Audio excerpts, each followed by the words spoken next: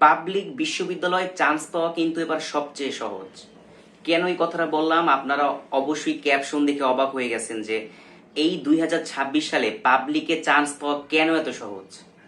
দেখেন, এর একটা সিম্পলি যুক্তি আছে, যেটা যদি আমি আপনাদের এখন বলি আপনারা অবাক হয়ে যাবেন। বিগত বছর যদি খেয়াল করেন সেক্ষেত্রে কিন্তু অনেক পাশ হার ছিল, অনেক অনেক পাশ করেছিল, অনেক জিপিএ 5 ছিল, কিন্তু এই বছর 2025 সালে যারা এইচএসসি পরীক্ষা দিয়েছে তাদের মধ্যে মাত্র মাত্র 7 লক্ষ প্লাস 7.5 লক্ষ পরীক্ষার্থী পাশ করেছে এবং এ প্লাস পেয়েছে মাত্র 69,000।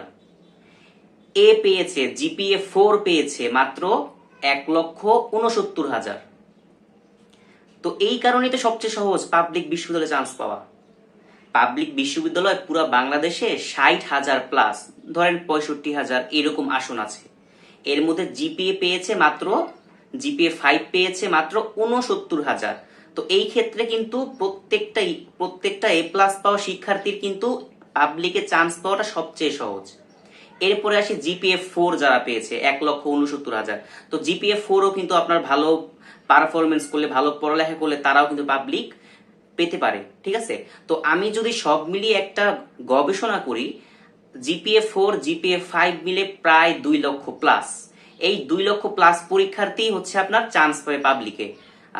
জিপিএ 3 সাড়ে তিন পেয়ে পাবলিকে চান্স পাওয়াটা অনেক কঠিন। আমি এই পর্যন্ত এরকম দেখি নাই যে জিপিএ 3 সাড়ে 3 পেয়ে পাবলিকে চান্স পেয়েছে, অনেক কমই আছে, ঠিক আছে। আমি মূল টার্গেট করতেছি যারা জিপিএ 4 এবং জিপিএ 5 পেয়েছে এমন শিক্ষার্থীদের সাথে। এরকম শিক্ষার্থী আছে প্রায় 2 লাখ প্লাস, ওকে। আর পাবলিকে আসন আছে 60,000 প্লাস, 65,000। তো একটা সিট প্রতি আপনারা মোটামুটি একবারে বেশি ধরলেও 4 জন লড়াই করতেছেন, মাত্র 4 জন।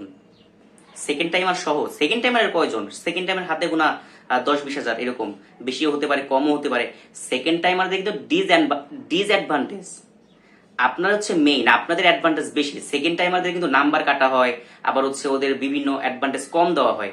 আর আপনারা যারা এইচএসসি 2025 যারা 26-এ পাবলিকে পরীক্ষা দিবেন তারা অ্যাডভান্টেজ বেশি পাবেন। তো ওই ক্ষেত্রে আপনারা কিন্তু লড়াই করবেন এক আসনের জন্য মাত্র 4 জন, যেখানে বিগত বছরে পাবলিকের জন্য এক আসন প্রতি অনেক অনেক লড়াই করতো, অনেকে 15-16 জন, একদম গড়ে যদি হিসাব করি, গড়ে হিসাব করলে 15-16 জন লড়াই করতো একটা আসনের জন্য পাবলিকের। বাট এইবার কিন্তু অনেকটাই কম, প্রতিযোগিতা অনেকটাই কম।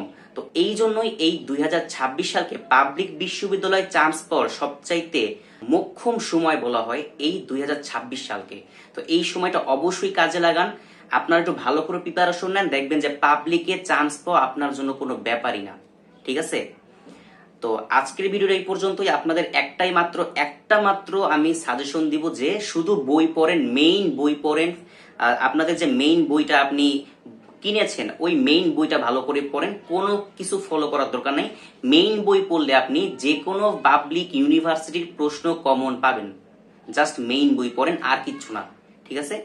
তো সকলে ভালো থাকবেন, আসসালামু আলাইকুম।